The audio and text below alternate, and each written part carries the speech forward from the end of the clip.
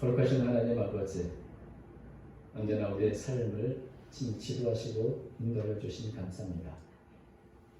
캄캄한 바다에 이력 편지와 같은 우리의 인생을 주여 긍휼히 주시고 하나님께서 우리의 등대가 되셔서 우리의 갈 길을 인도해 주실 뿐만 아니라 날마다 우리의 힘과 용기를 주셔서 저 큰 바다를 향해 주의 뜻을 향해 힘차게 나아가는 그런 삶을 살아가도록 도와주옵소서.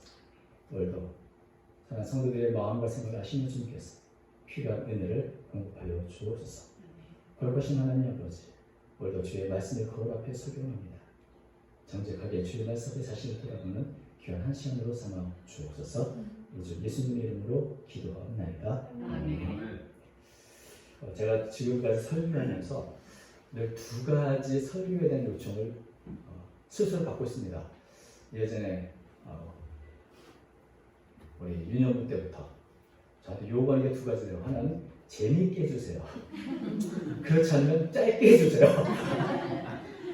근데 언제나 그 요청을 잘 지키지 못하는 것 같아서 조정스럽습니다. 그리고 최근에 우리 집사람은 좀 드라마처럼 설교를 재밌게 할 수 없나? 근데 이게 참 설교자들의 숙제이긴 한데 오늘 본문은 정말 드라마 같은 아주 흥미진진한 이야기인데 정말 드라마, 그것도 막장 드라마 같은 이야기. 그래서 어떻게 좀 흥미진진하게 전하면 좋을까 하는 생각도 듭니다. 오늘 본문에는 사랑, 불륜, 폐륜, 갈등과 음모, 폭력과 살인 이런 내용들이 아주 가득 차 있는 그런 본문입니다. 분봉왕 이 헤롯은 로마에서 자기의 이복 동생의 부인인 헤로디아를 만나는데 둘은 금세 사랑에 빠집니다.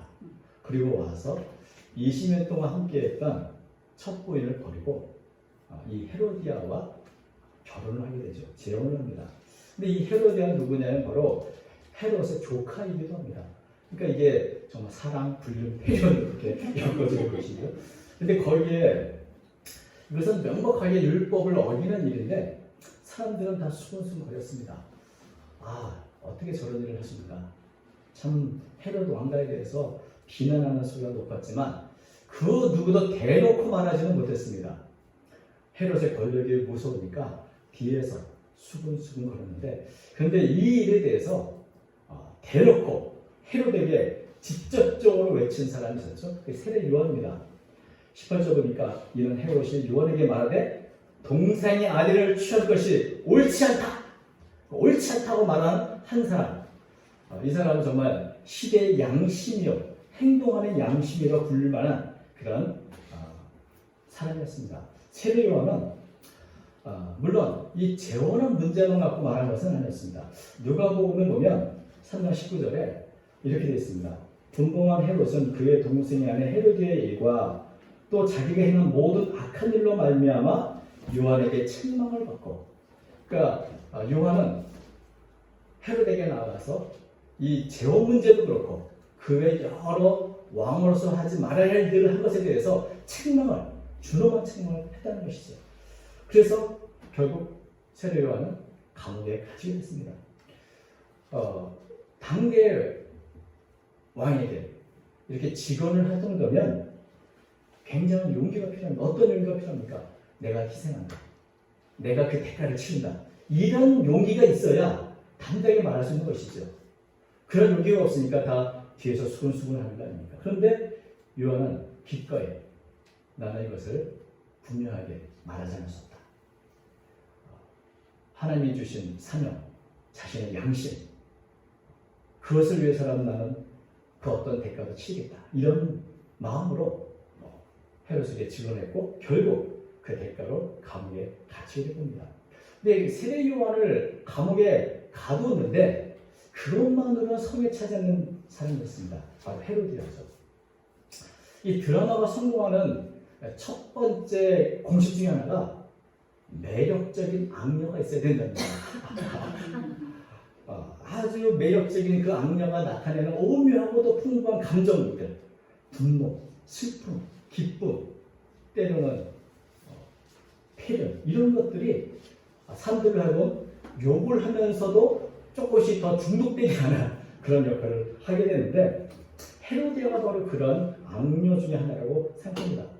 헤로디아는 사랑도 사랑이지만 야망도 가득한 여인이었습니다. 그래서 헤롯과 재혼을 할 때 사실 헤롯보다 더 적극적으로 나선 사람이 헤로디아였습니다. 힘없는 권력 없는 그리고 부유하지 못한 남편보다는 부와 권세를 갖고 있는 헤로디아를 택했고 계속해서 헤롯을 향해서 더 큰 권력을 갖고로 부추기는 인물이 바로 헤로디아였던 것이죠. 그런 면에서 자신의 죄, 또 헤롯의 죄를 공개적으로 지적하는 세례요한은 눈에 가시처럼 여겨서 헤로디아는 세례요한에게 분노했고 원수를 여겼고 죽이려고 애썼습니다. 19절에 그렇게 되죠. 헤로디아가 요한을 원수로 여겨 죽이고자 하였으나 그런데 하지 못했습니다. 왜냐하면 우리가 아는 것처럼 헤롯이 자꾸만 머뭇거렸던 것이죠. 그런데 때가 왔습니다. 바로 기회가 왔을 때 여기 보니까 이렇게 되어 있습니다. 21절 마침 기회가 좋은 날이 왔습니다. 누구한테 좋은 기회입니까? 헤로디아에게 좋은 기회가 왔다는 것이죠. 그렇게 죽이려고 했던 이 헤롯에게 좋은 기회가 왔는데 그날은 우리가 아는 것처럼 헤롯의 생일 잔치가 있는 날이었습니다. 기회가 왔을 때 이 헤로디아는 그 기회를 놓치지 않았는데 헤로디아의 딸인 살로메가 춤을 추어서 모든 사람을 즐겁게 해주는 것을 보고 헤롯은 모든 사람 앞에 맹세합니다. 네가 원하는 거 뭐든지 주겠다. 나라의 절반이라도 주겠다. 이렇게 맹세하고 또 맹세를 합니다. 그러니까 이 살로메가 얼마나 기뻤겠어요. 자기 어머니 헤로디아에게 가서 나라의 반이라도 준답니다. 내가 뭘 구하면 좋을까요? 그랬더니 헤로디아가 뭐라고 그러죠? 머리를 달라라. 세례 요한의 머리를 달라라. 이렇게 말합니다. 25절. 그래서 이 살로메가 이렇게 말합니다. 세례 요한의 머리를 소반에 얹어 곧 내게 주기를 원하옵나이다. 요한을 죽여서 그 증거로 그 머리를 소반에 담아 주십시오. 이렇게 요청하는데 이 요청에서 세밀한 걸 보면 이것은 헤로데가 구체적으로 이렇게 지시한 것 같다는 생각을 하게 됩니다. 근데 여러분, 참 헤로디아의 이런 요청을 들으면 어떤 생각이 듭니까? 남편에게도 딸에게도 하지 못할 일을 하는 겁니다. 남편이 태어난 기쁘고 즐거운 날, 자신이 이렇게 사랑해서 정말 모든 사람이 욕을 해도 참 결혼했다 했더니 사랑하는 남편의 생일잔치에 불법적으로 의로운 사람 중에서 살인자로 만드는 것. 이게 참 하지 못할 일이죠. 더구나 모든 사람은 자기는 악할지라도 자식에게는 좋은 것을 줄 줄 아는데 지금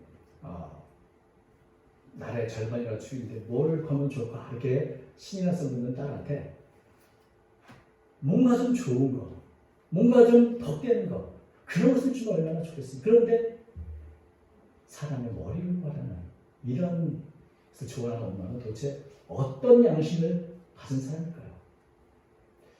딸한테 이런 말을 함으로 결국 살로메로 하여금 살인을 교사하게 하는 것이고 또 무엇보다 자신의 딸의 양심을 죽이게 되는 것이죠. 저는 이것을 보면서 양심이라는 말을 할 때마다 헤로디아의 음성을 듣습니다. 그런 것은 개나 줘버려라. 양심 그까짓 건 개나 다 줘버려. 이런 음성을 듣는 것 같습니다. 이런 엄마의 영향 속에서 자라나게 될 살로메. 그 당시 살로메의 나이가 10대 중반이라고 하는데 앞으로 이 살로메는 어떤 양심을 가지고 살아가는 걸까? 양심 그런 것은 아무 필요 없는 것이라 그런 마음으로 살게 되지 않을까 하는 생각을 하게 됩니다. 그런데 이런 헤로디아에 비하면 헤롯은 그래도 양심이 좀 살아 있었습니다. 헤롯은 세례 요한이 자신의 죄를 지적할 때 어떻게 반응하죠? 20절 헤롯이 요한을 의롭고 거룩한 사람으로 알고 두려워하여 보호하며 또 그의 말을 들을 때 크게 번민을 하면서도 달갑게 들으리라. 헤롯은 세례 요한이 의롭고 거룩한 사람이다 이걸 알았습니다. 그래서 두려워했습니다. 또 더 나아가서 은밀하게 요한을 보호해 주었습니다. 자꾸만 죽이려는 헤로디아에 맞서서 그래도 요한을 보호해 주려고 애를 썼다는 것이죠. 그리고 무엇보다 헤롯은 세례 요한의 말을 들을 때마다 번민했습니다. 내가 정말 양심의 가책을 느끼고 찔림을 느끼고 그래서 당황하게 되고 어쩔 줄 모르는 그런 마음을 가지고 있었던 것입니다. 요한의 책망을 발 때마다 그래도 양심에 찔리는 모습, 그리고 자신의 잘못에 대해서 좀 생각하게 되고, 그러면서도 요한을 참 비난하기보다는 그의 말을 기꺼이 들으려는 마음, 그런 것이 있었다는 것이죠. 이런 걸 보면 헤롯은 그의 양심이 아직 살아있는 것이죠. 그러니까 아파하는 것이고, 그러니까 벌미하는 것입니다. 그러면서도 또 그 책망하는 말을 기꺼이 달갑게 들었던 것입니다. 이 말씀을 내 범민이 있다, 내 안에 범민이 있다는 것은 그래도 양심이 살아있다는 것이고 기회가 있다는 것입니다. 양심의 갈등을 느낀다는 것은 아직 양심이 살아있어서 그런 겁니다. 이때 올바르게 선택하고 결단하면 이런 갈등은 우리의 삶을, 우리의 인격을 한 걸음 더 발전하게 하는 것입니다. 갈등이라는 것 자체는 참 우리가 힘든 일이지만 그 갈등을 통해서 한 걸음 더 업그레이드 되는 것은 언제나 또 역사에서도 많이 볼 수 있는 것이죠. 그런 면에서 갈등을 어떻게 겪는가, 갈등 속에 나는 무엇을 선택하며 결단하는가, 이게 굉장히 중요한 것이고 그것은 발전의 기회로 삼을 수 있게 되는 것입니다. 그런데 이 세례 요한의 말을 듣고 양심의 갈등을 느끼는 이 헤롯, 근데 그것을 보면 자신의 잘못을 좀 깨달아 아나 보다 이렇게 생각이 드는데, 그 뒤에 보면 헤롯이 자신의 잘못에 대해 조금이라도 뭔가 고치려고 노력했다, 어떻게 뭐가 바꾸려고 시도했다, 이런 흔적은 전혀 볼 수가 없습니다. 요한은 세례 요한의 말이 의롭고 거룩하다, 그 말씀이 옳다는 것을 인정하지만 그걸 내 삶 속에 적용하거나 그것을 수용해서 내가 그대로 살겠다는 결단은 없는 것이죠. 늘 양심의 갈등을 겪으면서도 머뭇머뭇거리면서 계속 그렇게 있는 상태, 이게 바로 헤롯의 모습이었던 것입니다. 그런데 결국 헤롯에게 결단을 해야 할 때가 왔습니다. 바로 헤로디아의 음모를 통해서 살로메가 세례 요한의 목을 달라고 요청이 왔기 때문에 그렇습니다. 이제는 결정해야 됩니다. 머뭇거릴 수가 없죠. 그리고 이 결정 오직 헤롯만이 할 수 있는 것이죠. 그래서 이제 고민하기 시작합니다. 아주 심히 근심하게 되죠.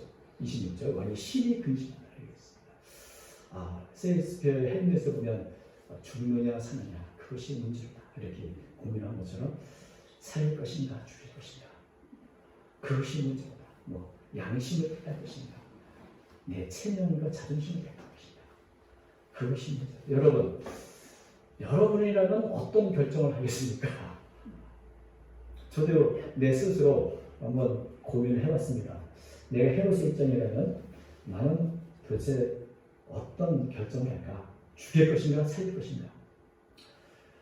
이건 사실 문제도 아닙니다. 사람의 체면과 사람의 목숨, 어느 것이 더 중요합니까?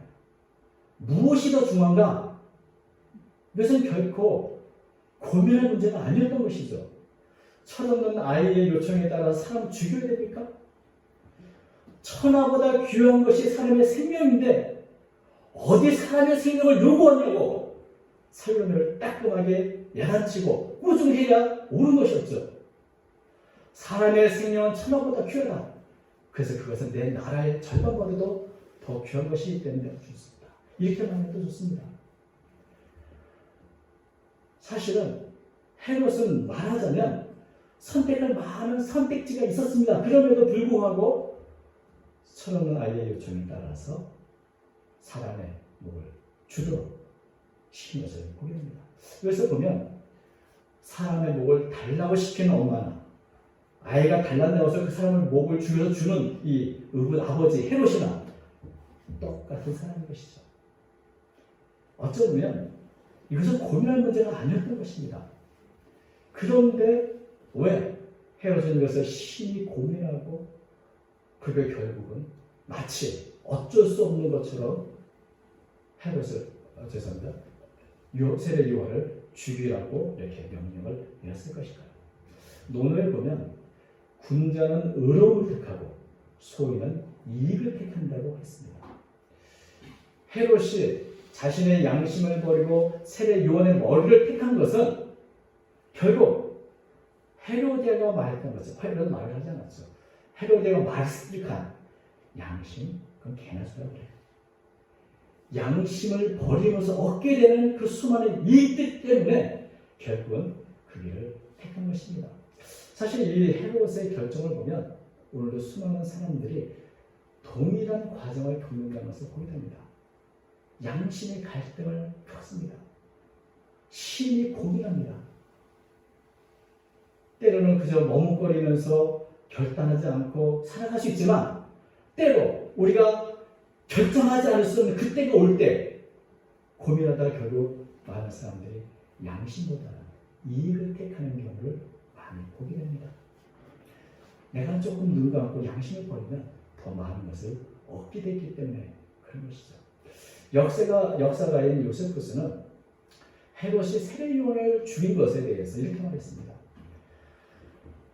헤롯이 세례 요한을 죽인 것은 세례 요한을 추종하는 사람이 너무 많기 때문에 혹시 반란이 일어날까 염려했기 때문이다.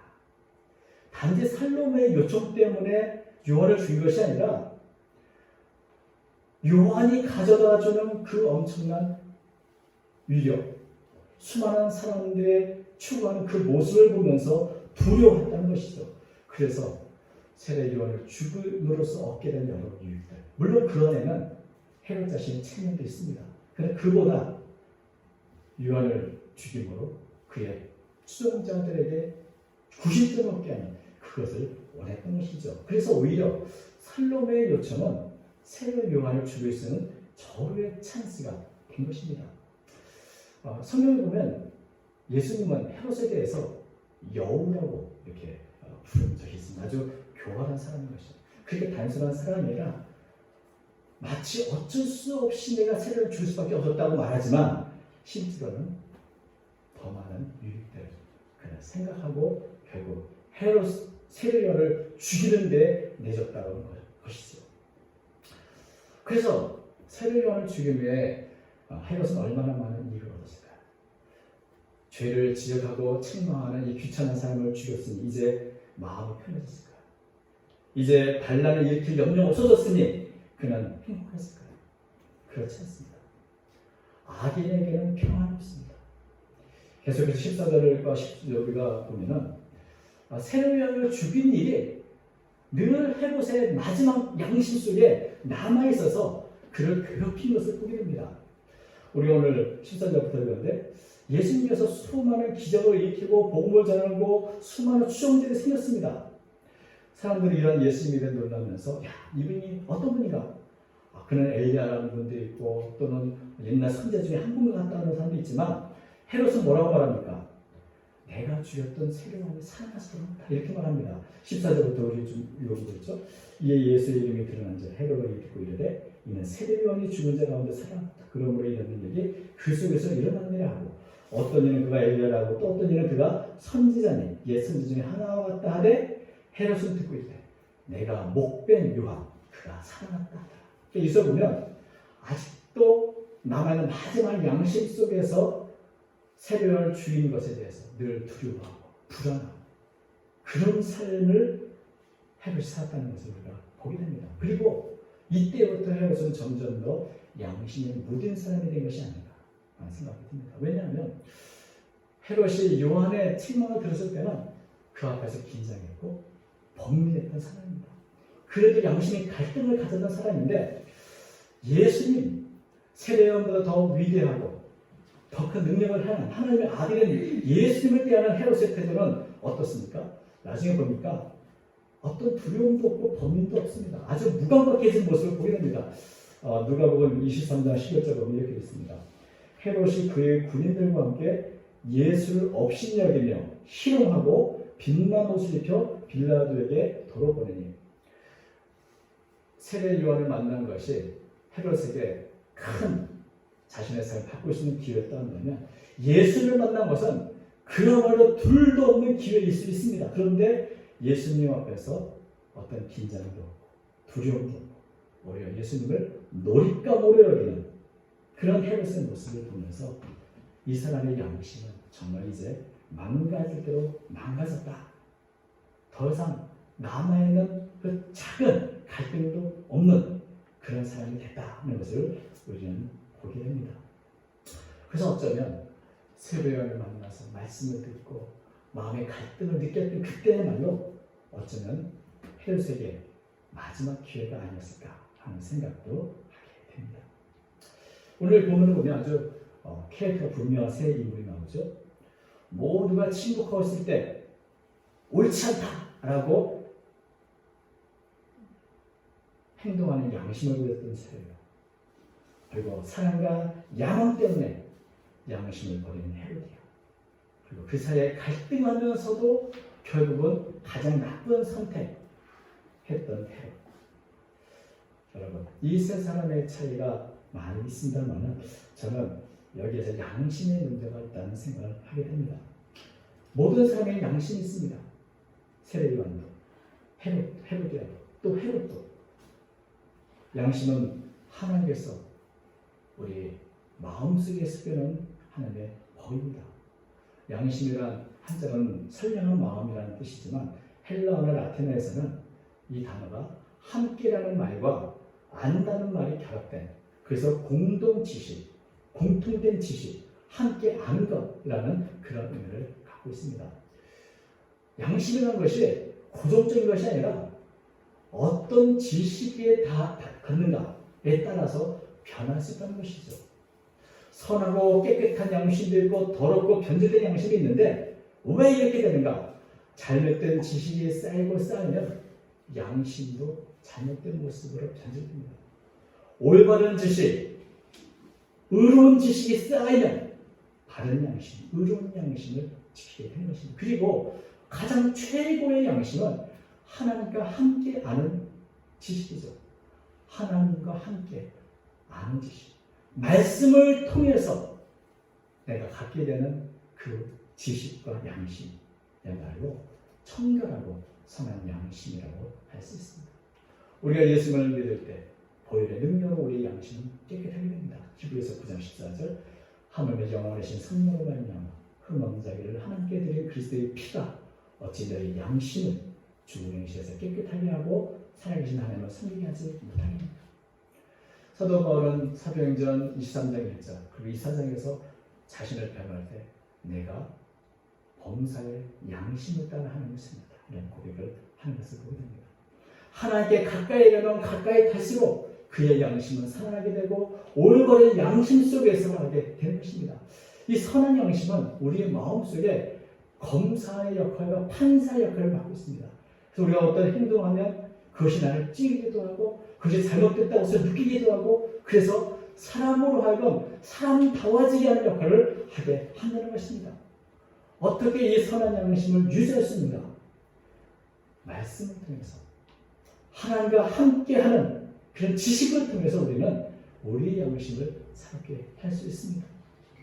다윗은 시편에서 이런 고백을 합니다. 시편 16편 7절 나를 훈계하신 여호와를 송축하지다 밤마다 내 양심이 나를 교훈하도다. 내 안에 말씀을 통해서 갈등을 하고 범민을 한다면 아직은 기회가 있다는 것입니다. 저는 이런 갈등, 범민 그것이 굉장히 소중한 것이라 생각합니다. 그런데 문제는 언젠가는 결단을 해야 한다는 것이죠. 그리고 그 결단할 때가 헤롯처럼 생각지 못한 시간에 찾아올 수 있습니다. 우리는 이 오늘 본문을 통해서 불의와 타협하지 않고 살아있는 깨끗한 양심으로 옳지 않다고 말했던 세례요한 보면서 적어도 헤롯이라는 세례요한의 길 범사의 양심을 따라 하나님을 섬기는 그런 삶을 살아야 되지 않는가 그런 생각을 하게 됩니다. 오늘도 우리 모두가 범사의 말씀을 통해 양심을 통해 우리를 가르치시는 하나님의 뜻을 따라 범사의 양심을 따라 하나님을 섬기는 그런 삶을 살아가는 저 여러분 되시기를 주의 이름으로 축원합니다. 기도하겠습니다. 거룩하신 하나님 아버지, 오늘도 주의 말씀을 통하여서 우리가 무엇을 해야 하는지를 깨닫습니다. 우리의 양심을 새롭게 해주시고 늘 주의 말씀 앞에 올바른 결정할 수 있는 힘과 용기를 더해 주시옵소서. 사랑하는 성도들, 빛으로 소금으로 살게 하시고 하나 앞에 또 사랑 앞에 부끄러움 없는 상상으로 축복해 주옵소서. 예수님 이름으로 기도하옵나이다. 아멘.